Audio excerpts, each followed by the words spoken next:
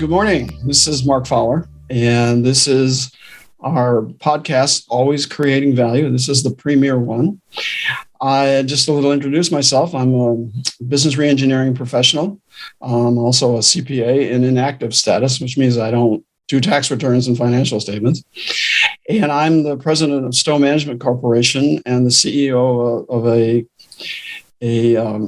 training company called Revolutionary Conversations, based on an award-winning book called Revolutionary Conversations: The Tools You Need for the Success You Want. Today, we're going to be talking with Devon Blaine, and the topic, which is also the topic of our podcast, is always creating value. I've known Devon for a long time. She's the president of her the Blaine Group, which is as she says, a total communications agency. And she's known as the entrepreneur's entrepreneur. And I'm pretty sure she's gonna tell us a lot about that as well.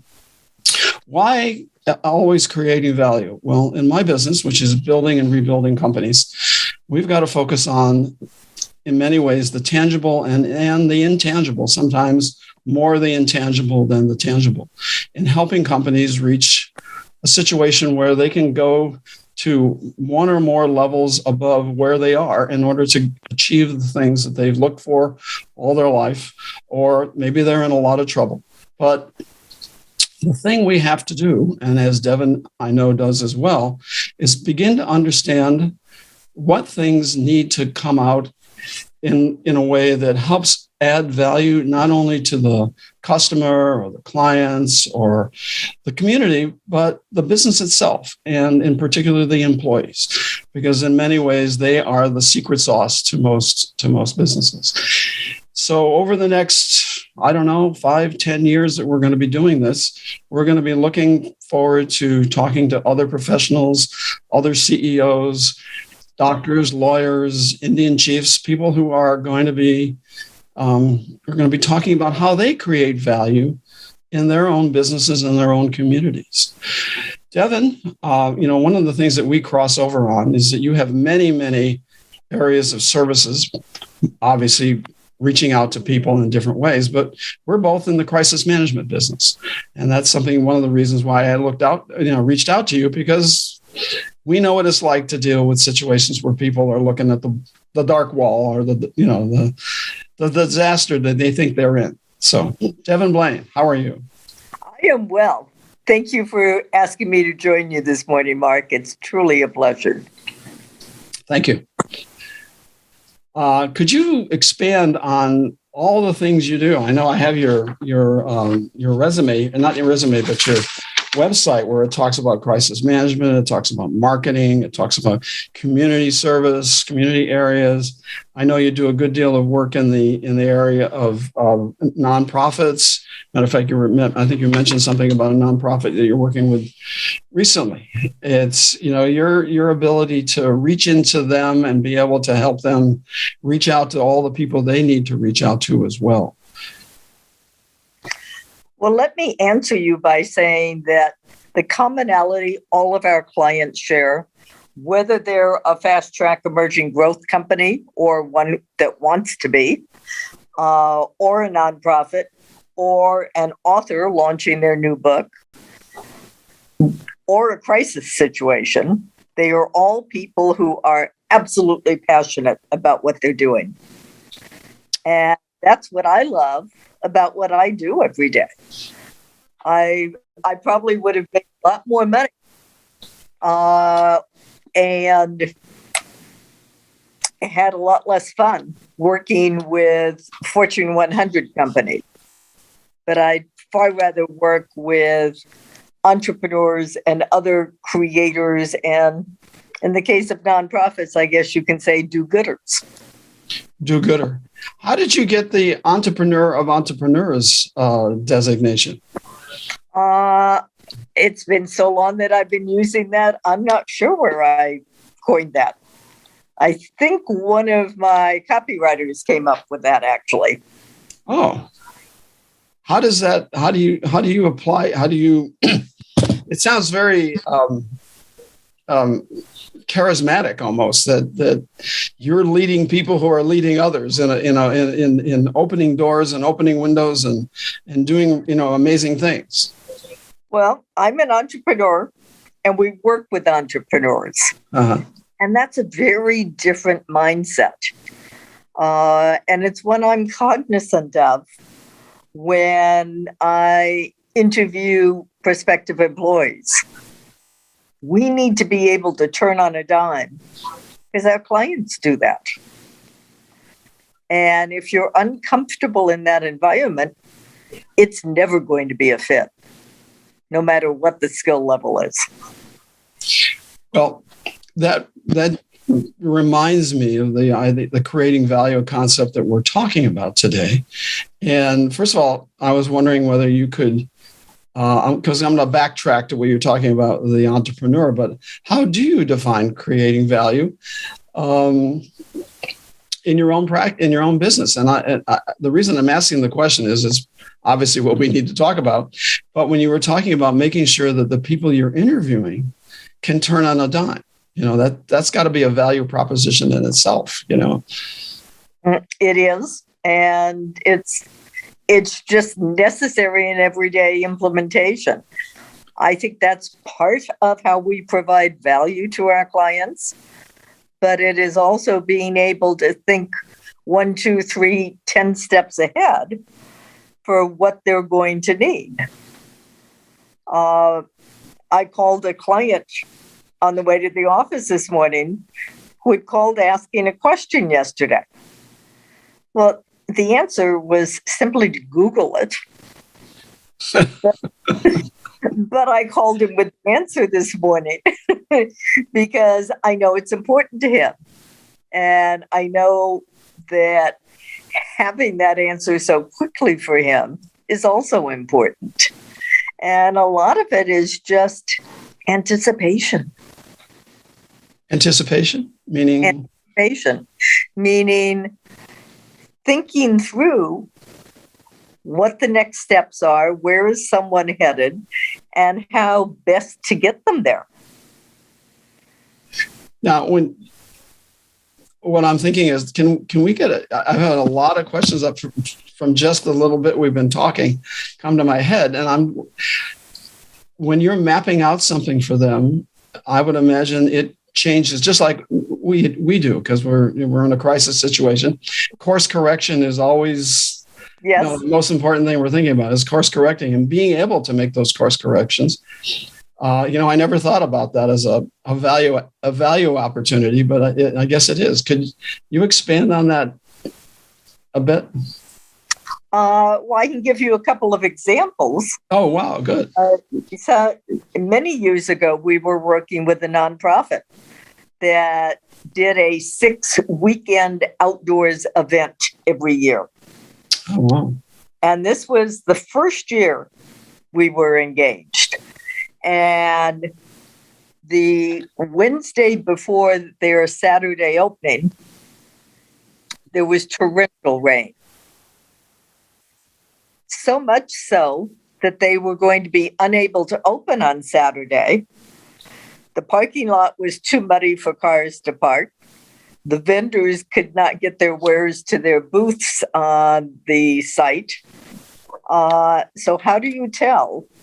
Usually opening weekend, 20,000 people would show up. Wow. And they bought tickets that were usable any weekend of the event. So how do you tell 20,000 people you cannot contact directly not to show up? I'm waiting. I'm bated breath here. Well, we all watch TV news. We see the weather report, correct? Uh-huh. The weather report can be planted. We actually had one major network TV station go out to the event site and shoot the mud puddles and use them as a backdrop for the weather report, saying that although it's going to be gorgeous this weekend, this event cannot open on Saturday because of the rain we had the last few days, and here's what the parking lot looks like. Oh, wow. So we got way lucky on that. And yes, there was lots of radio news, etc. The good news is that only 200 cars showed up that Saturday. As opposed to 20,000 people. Wow. Yes. Well, there's no luck in that, I would imagine, in the sense that you've created a bunch of value relationship-wise from a network perspective with the news world. And they loved it, the client, and it was a good story. And that's so everyone thinks that it's the contacts. The contacts help, but it's the having a great story that really makes it work. Wow. Do you have another? You said you had a couple of them. I'm interested in the next one as well. We had a client who was putting on an event a number of years ago in the state capitol rotunda, Sacramento, that had recently been redecorated. So that tells you how long ago it was. And there was a small business conference that was being held. They had invited all 200 people attending that conference to a reception to kick it off the night before.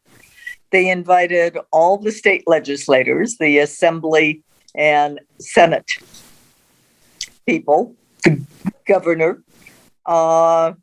Their economist was speaking. We'd invited press. We had about a dozen acceptances. We had press kits. We had worked with the assemblyman who chaired the small business committee to speak that evening. He had also directed us to a constituent of his where I had ordered the food for the reception. Our client ordered the wine discount from San Francisco. It had to be shipped in Coke and 7-Up cases to be allowed into the state capitol. One of the assemblyman's constituents was providing the wine glasses. The state cafeteria was providing the ice. And the night before, I said, what's going to go wrong? Because something always does in an event. And I thought about it, and I packed accordingly. And when I got to the Capitol and my client arrived, I walked him around, showed him everything. He was pleased. And then I reached into my jacket pocket and I pulled out a corkscrew. And I said, and I possess the sole corkscrew. Do you care to assist? And it was obvious to me that all the duties were so segmented and divided. No one would assume responsibility for a corkscrew. Now, it was real easy to get corkscrews from ledge offices. That's a good story. So I urge my team to always be the one who remembers the corkscrew. That's a great. So from again, we go back to the value proposition is being able to watch not only the back of the client, but watching their back, but also be watching the back of the situation. What's going on? What are the things that can go wrong? And like you said, being able to anticipate what's really going on. And with you're on the examples that you've been given. They're on show examples. They're things that are people are going to see. People are going to be involved. People are going to be disappointed or going to be joyful. And you got to make sure that it always comes out joyful or close to joyful, which is quite an art. One of our former clients said it best when I asked him for a testimonial for our website. And he said that we always did work that made him happy to write a check to us every month. Oh, that's good. And that's what clients are looking for. And that's what all of us need to deliver. To feel like it's, well worth it to write that, like you said, to write that check. Now you mentioned client. What does a perfect client look like? We all have to watch over them, right? And what is a perfect client for you? Because nobody can be completely perfect, but close. A perfect client is going to be communicative. They're going to, while they are attempting to achieve a great, big, hairy, audacious goal, they also are somewhat realistic.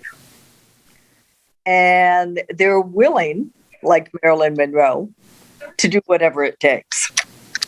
And I use Marilyn as an example because when she was a starlet, she would stay at an event until every last photographer got every photo they wanted. She worked it. She earned it. And if you've got a client who, 11 o'clock in the morning, that's too early to do an interview. Can't you make it 1? I want to go to a yoga class.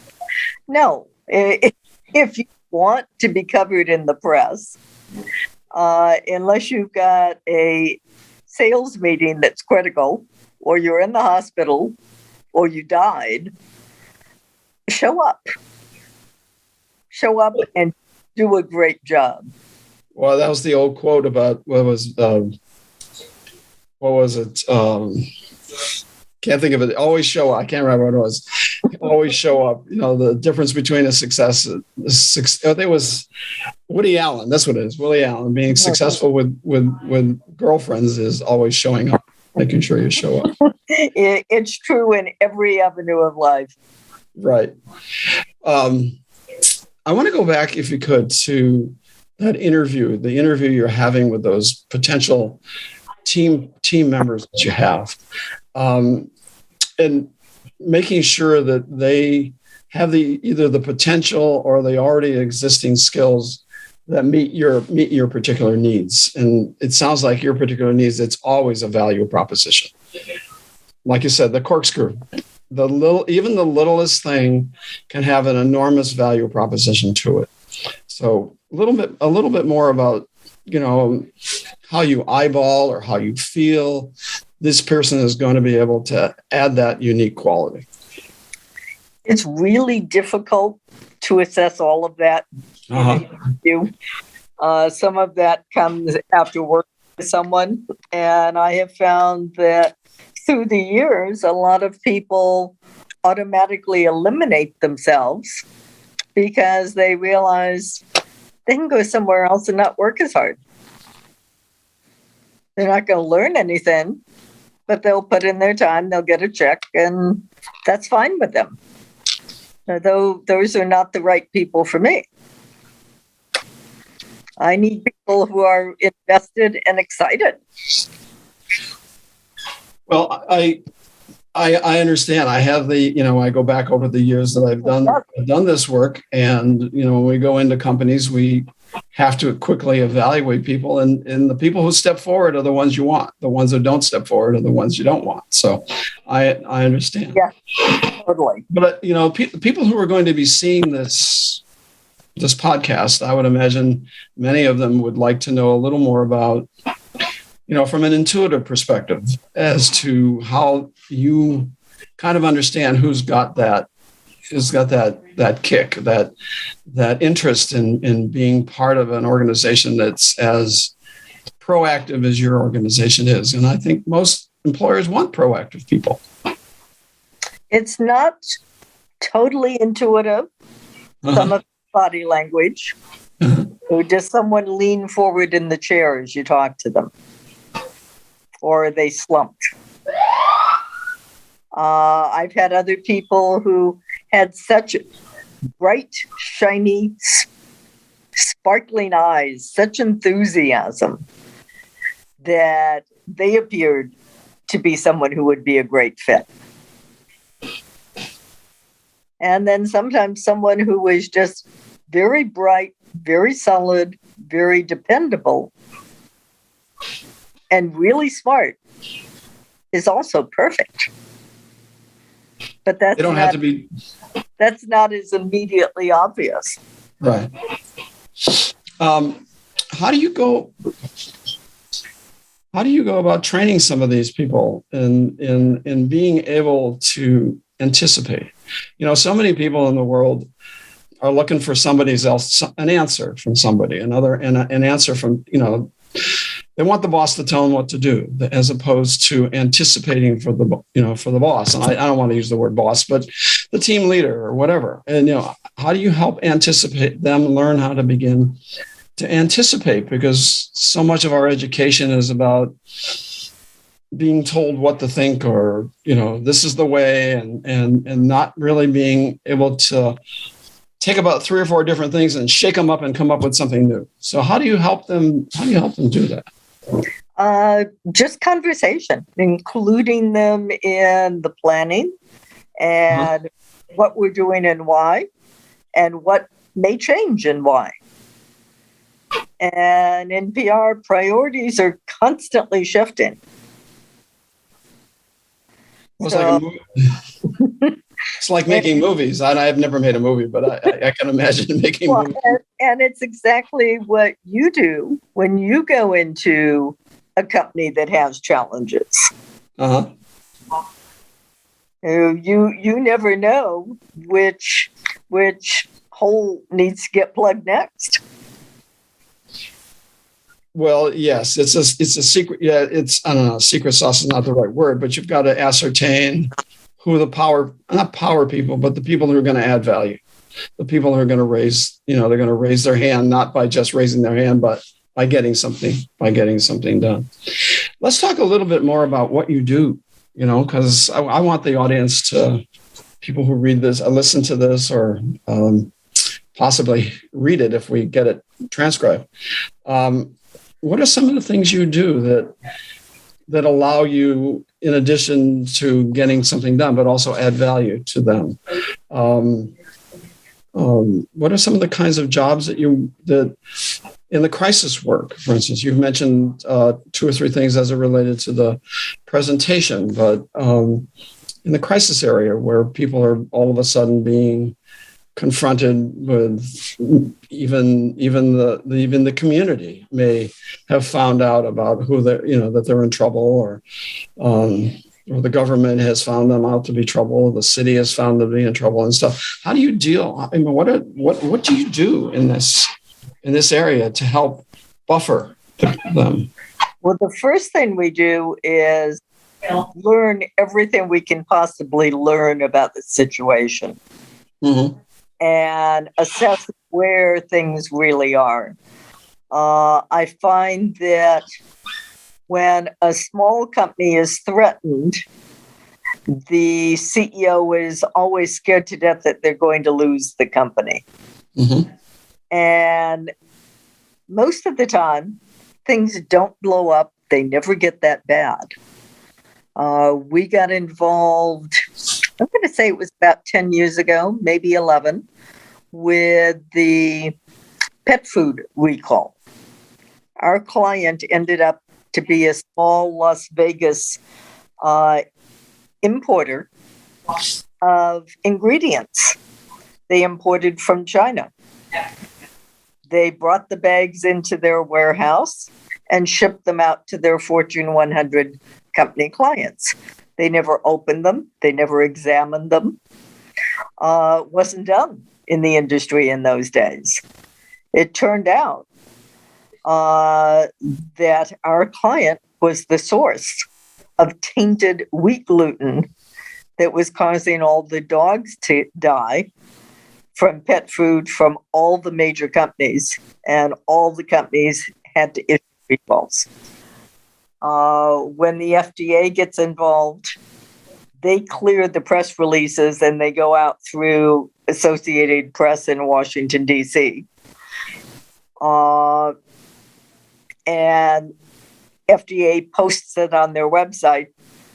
And in this case, all the concerned dog owners were calling my office. Meanwhile, I was dealing with the press because my staff is so accustomed to attempting to get coverage And in this case, we didn't want it. So I'm better at saying, oh, we really don't have a spokesperson you can talk to. There is a statement I can provide. Oh, with that statement you're not going to cover? I am so sorry. And that turns out to be much better. The press was so fair to our client. And I'm not sure what happened, because after 2 weeks, the client's wife was concerned, because our fees for crisis work are not inexpensive. She was concerned the company would not make a profit that year. I was more concerned that they stay in business. But she convinced her husband that we should be terminated. So I had heard they were continuing, but I also saw a newspaper article that the CEO he had an opportunity to address a federal grand jury. And being the only American on the list, products were imported from China. If they needed a fall person, I feared that the 37 years for the 34 counts would fall to him. Yes. Wow, and what a risk that was. Whoa. I don't think there was any collusion at all. I think he was purely innocent and caught in the middle. Well, it's too bad you couldn't have continued to help him. Yes. How is, not only from a value proposition perspective, but from just a dynamics perspective, how is PR, if that's what I can use, how has PR changed over the last couple, in the last 5-10 years from a historic perspective? And, I'm going to imagine for you, it changes depending on clients, but it also probably with social media and all the other things happening, going on. What are some of the high points of public relations that you have to deal with? Well, things continue to change all the time. What's newsworthy changes. Since the pandemic, what's newsworthy has changed. The news cycles are shorter than they ever used to be. So you really have to be on top of what's going on in the news to be able to pitch effectively. That said, a lot of people think social media totally changed it. It did and it didn't. It's just one more venue. So TV is still important, radio is still important, podcasts are humongously important. There's a lot of online publications, and social media needs to be included in that mix. I had the opportunity years ago to speak at a technology incubator. And so many of the tech startup companies think that all they need are a lot of Facebook friends or to be linked in with a lot of people. That doesn't validate their technology. A professional investor will look at a trade journal article that talks about a technology as being way more credible. That's important to them. Even more important is that the company is a customer or two. So you're constantly looking for the receptivity, the point that is most important for that particular. There's in the valuation business is called willing buyer, willing seller. In many ways, this is a willing buyer, willing seller. You're looking for those people that are going to be most interested in that particular part of it, and not only doing a much more broad-based public relations approach. Correct? Correct. And then there's lots of opportunities to take advantage of. This happens to be World Alzheimer's Month. And we're working with a company that just launched a product line of simple technology products that caregivers use to make their job easier. And there's research that shows that if you have a paid caregiver for a family member who's ill, you can save $3,000 to $6,000 a year using some of these products. And probably that means a lot to many of the people that are taking care of those people. Yeah. And if you're the one taking care of a family member, it just makes your life easier and gives the person who perhaps has Alzheimer's, perhaps has some other disease, it makes their life more livable, gives them more control so they feel better about themselves. So how do you reach out to the person who's so busy they don't even know that they could find a product like this? Well, in this case, we reach out to the press and let them do that job for us through trade journals, through standard newspapers and magazines, online, podcasts, radio talk shows, TV news.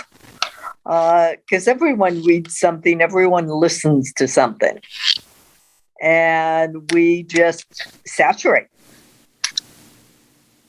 You say saturate? Saturate. So how many different avenues do you normally reach out to? It depends on the client. It depends on their target market. It depends. In this case, the products are launching at CVS.com and in 500 CVS stores nationwide. Uh-huh. So mega reach. So we're targeting nationally probably 1,000 or more outlets. Congratulations. That's amazing. It sounds like you've had some amazing home runs here, and at the same time, you sound like you get on base a lot. It sounds like you do a really fabulous job. Is there anyone in particular that's you're very proud of that jumps out at you? One of our existing clients, such a wonderful person and such an accomplished person as well. Marty Cooper invented the cell phone. Oh, okay. And if that's not astounding enough, and I think he made the first public cell phone call when he was around 45. Uh-huh. It took 10 years to commercialize it. He was with Motorola at the time. Went on to become a serial entrepreneur. He's 92 today and still every bit as curious as he was as a 6-year-old when he dreamt of people talking on phones without wires. And his next mission, and he wrote a book that we're handling, and he was on CBS Sunday Morning recently. He wants to be the first person to make a cell phone call from space. Oh my God. At 90. Whoa. And he tells me that technologically it is possible. It will require separate radio equipment. So is he going to talk to Mr. Bezos? Is that what it is? He first applied at Virgin Galactica. Uh-huh. Their doctor is in contact with him because they're, of course, concerned about his age. He's probably in better health than all the rest of us. So that probably will not be a non-issue, but he is talking to the other companies as well.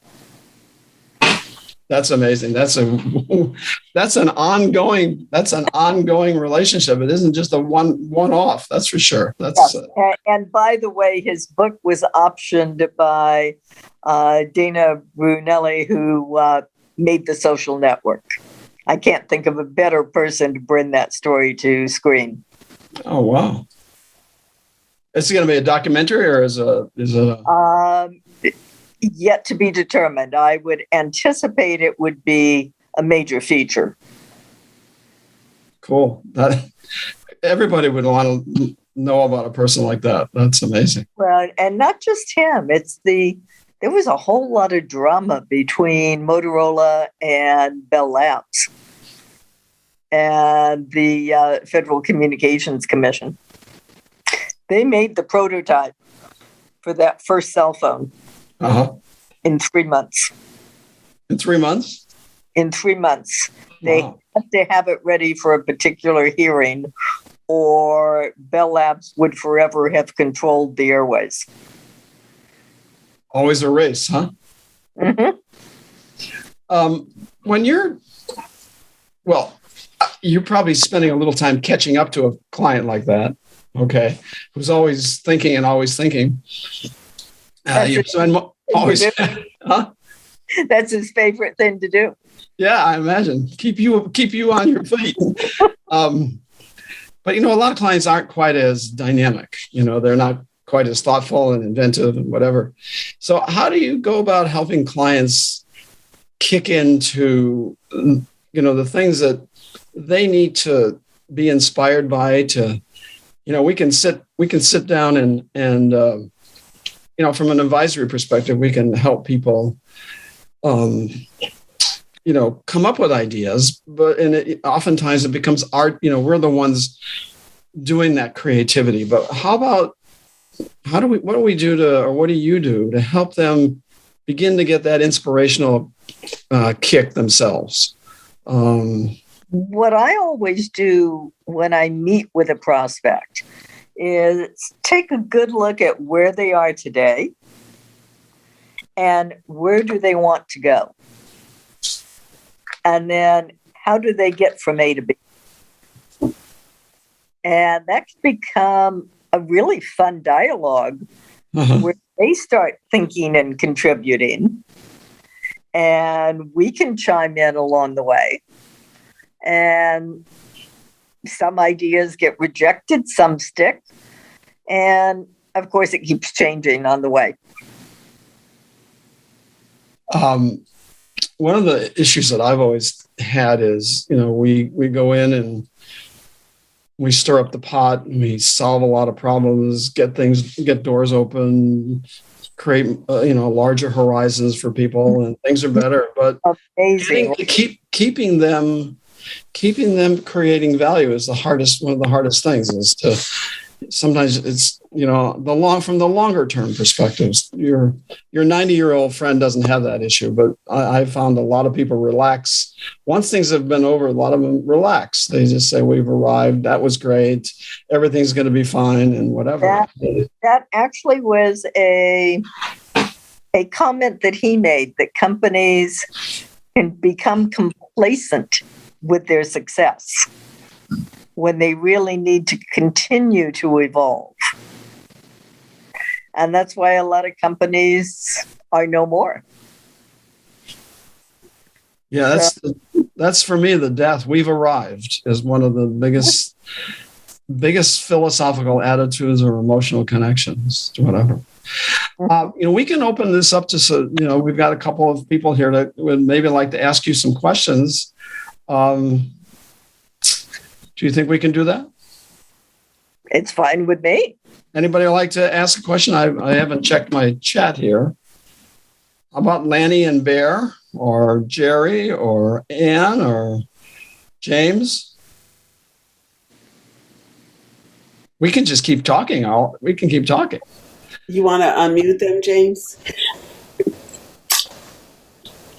Yeah, it was interesting when you were talking about the pet food, Devon. When I was president of a division for Hallmark, Everyone can unmute themselves, by the way. We made a product, a dog that no one wanted to buy. Not that had never happened, but it had happened. No one wanted this dog, but all the stores, the Hallmark Gold Crown stores, had purchased it. And the owners could not sell the dog. It was a dog. The dog was a dog. And so evidently, a few of the owners tossed these dogs into the garbage outside of the store. And I don't know how or why, but some news person in Las Vegas, where Hallmark owns all the stores, took a picture inside of a dumpster. Wow. And it was filled with stuffed animals, but you can imagine what that photo looked like. Just a dumpster full of dogs that were tossed that didn't sell. And it became my job to be interviewed to challenge the scam of the stuffed animal dog being dumped in the dumpster. What would you have advised me to do in that interview? What kinds of questions were you getting, Anne?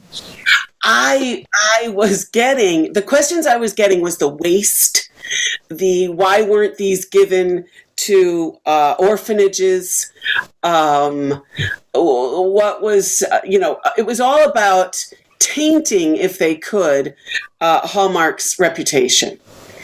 Well, to begin with, Hallmark did not fill the dumpster.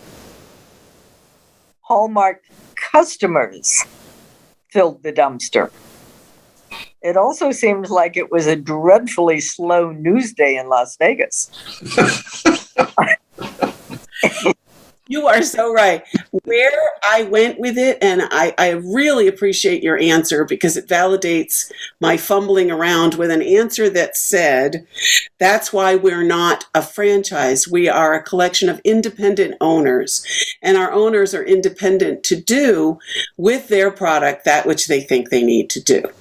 And while that image looks very bad on your newspaper, it was a way of getting that product space available to sell product that people were more interested in. So this was the newspaper in Las Vegas. Yes. And they love to hate local companies. They really That's additional for them. And they love to do a gotcha in print, and they take. Yeah. Talk about that. In print, they take what you say and they retool it, and you can't defend. There are a few local newspapers who like to do that, and I've never understood why they want to bash local companies. Makes absolutely no sense. And there's really nothing you can do about a comment that's taken out of context. The best thing to do is to keep answers short and simple. I was doing a crisis media training recently, and the key person came up with a great phrase. This was an isolated incident.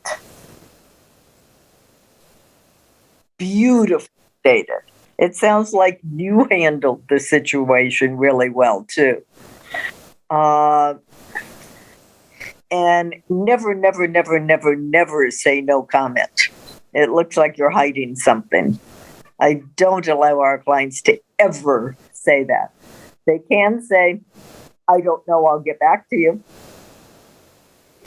Because that looks like you're on top of the situation, but you just don't have that particular information. Well, in doing that, again, I would go back to the value aspect. The difference between saying no comment and at least engaging is a value is a value thing. You're continuing to maintain the value. You're still going to be there. It's like the Maryland situation. Yes. She was always there, and Anne didn't run away. You're client that you're talking about. It was an isolated situation. We're here. We're not running away from this situation at all. We're standing our ground, which is defines your own personal value and corporate value. And in Ann's situation, the president asking the wrong person. They should have been asking the store owner.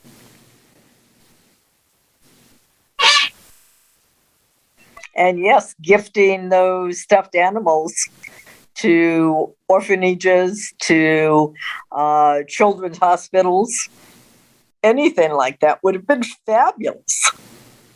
Yeah, especially when they had a photographer there,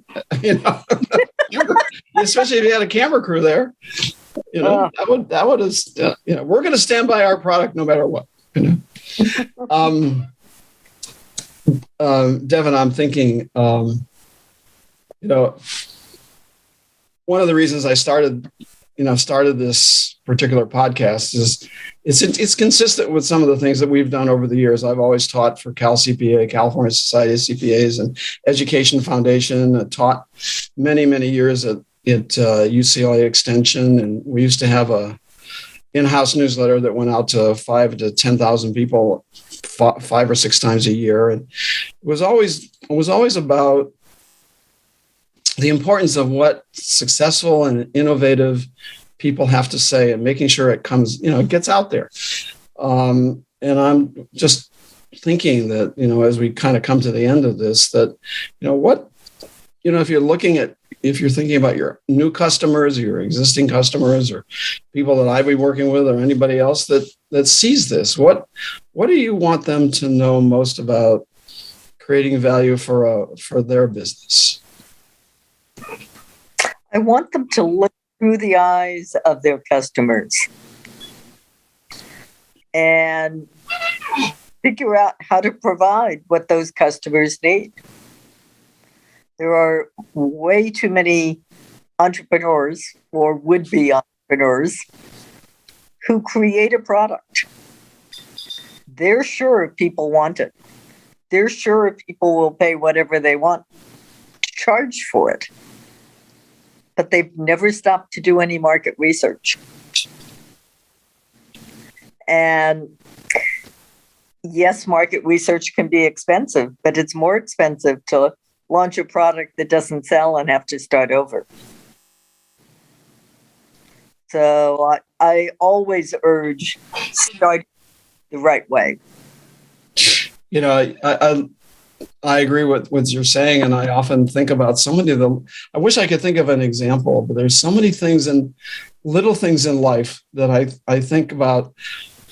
Why did I have to work so hard at that little piece of equipment that I just did? Or why do I have to dial it this way? Or has anybody ever invented this, ever tried this product out? It's like so many times, and so many products actually that we actually have to use because we need to use them, but who thought of this way to do it? Who thought of the way to do this? It's like, so it's almost pandemic in its own little way, that people do not take the time to reach back into the situation and understand what people are experiencing. Or have a good help desk. Have what? Or have a good help desk. Yes. Our client with the simple technology products for seniors, they don't want any product to ever be returned. So if you have trouble setting it up, you call their help desk, they'll walk you through it. And it really is simple. It's not like what we think of technology being. Right. Well, that's wonderful. And do they... and what does the customer say about what the experience of having to be walked through the process? So far, it's worked well. They've had almost 0 returns. And one of their products is called Reminder Rosie. Reminder Rosie? Reminder Rosie. Yeah. You could, let's say you have an ill parent, and you can record up to 25 messages saying, after lunch, take 3 white pills. Or in an hour, it's time for your walk with Laura. So they hear your voice, which is comforting to them and familiar. You don't have to remind them because Rosie's doing it for you. And it makes them feel better. It takes some stress off of you. And they're finding that it works remarkably well, has increased medication compliance in those who had compliance issues. It's increased compliance 86%. Oh, wow. It's a little doll-like thing or something? It's a clock. Oh, it's a clock. Interesting. I haven't got my watch on. Ann, do you happen to, what time is it? We have about 10 minutes left. And honestly, Cool. I was saving myself for the last because I feel like the least qualified to ask a question of someone with your Okay, good. gravitas. But I couldn't help, because I've never gone out and killed squirrels to feed my family. It's always been business. So I do have an inherent interest in what you guys are discussing. Thanks. But what really hooked me was when you talked about that moment of truth when the client has that payment moment, and that's where your service is either valued or felt as an expense. And it seems like you work with a lot of large clients. I wonder if they ever get so large that they're not under the influence of that payment moment. I know you bill a big rate, but I'm just wondering if they get so far removed. That's a really interesting question. And years ago, one of my account execs, when we signed a Craig McCaw company, and he said, they'll be with us for years, doesn't matter what we do. At the time, Craig McCaw had just taken this company public and raised $6 billion. Wow. We were in place for 3 years. And that's not our typical client, by the way. We were brought in because they were marketing to small and mid-sized companies, and that's a particular expertise of ours. 3 years later, a turnaround person was brought in. All vendors were terminated, including us. But for those 3 years, what we did, what we were paid was never questioned.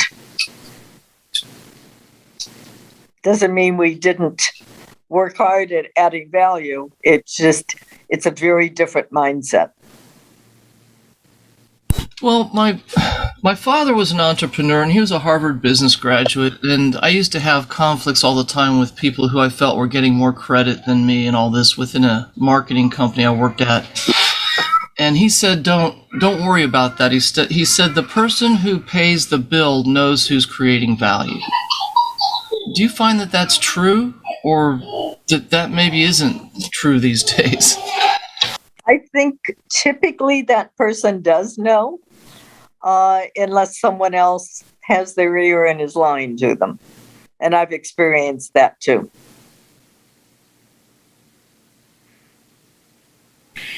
You guys talked about, do you mind if I fire hose you with questions? No one else seems to be taking it. Okay. Nope. We have a few minutes left, and then I'm going to let Mark, well, actually, I have 2 more minutes, and then Mark needs to wrap it up. But you guys talked about showing up, being part of it, just showing up. And we had a client that was talking about how you show up the other day. And that kind of confused me, and I just wondered if you had any thoughts on that.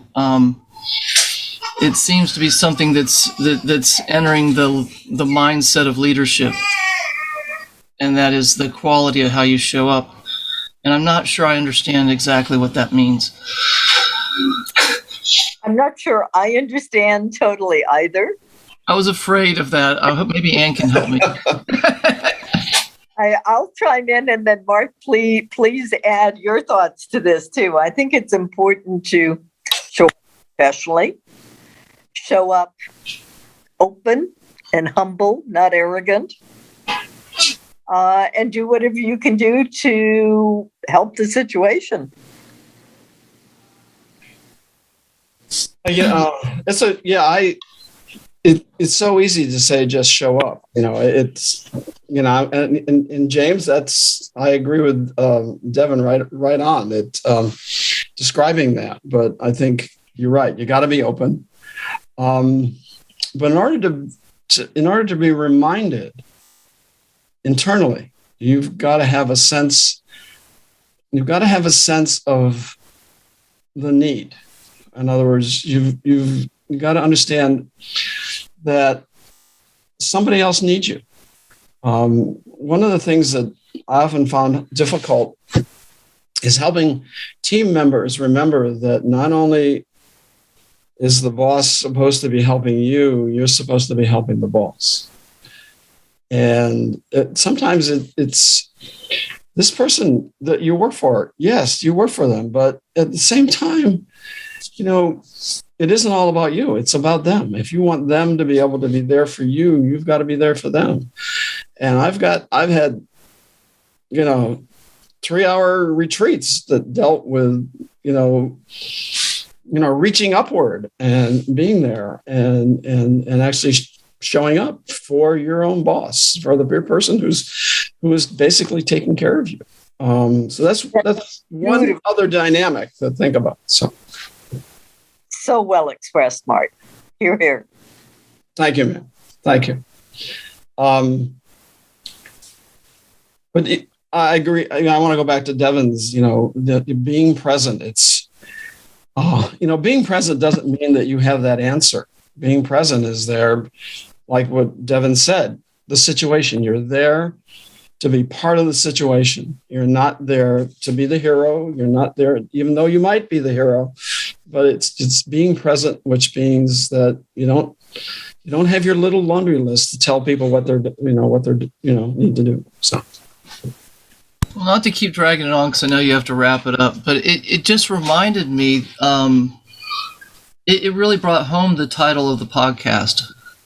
And that is that, like, I have a responsibility for seeing where I can create value, not just waiting for my boss or the other stakeholders to tell me what I need to do, but I actually have a responsibility as well in that relationship.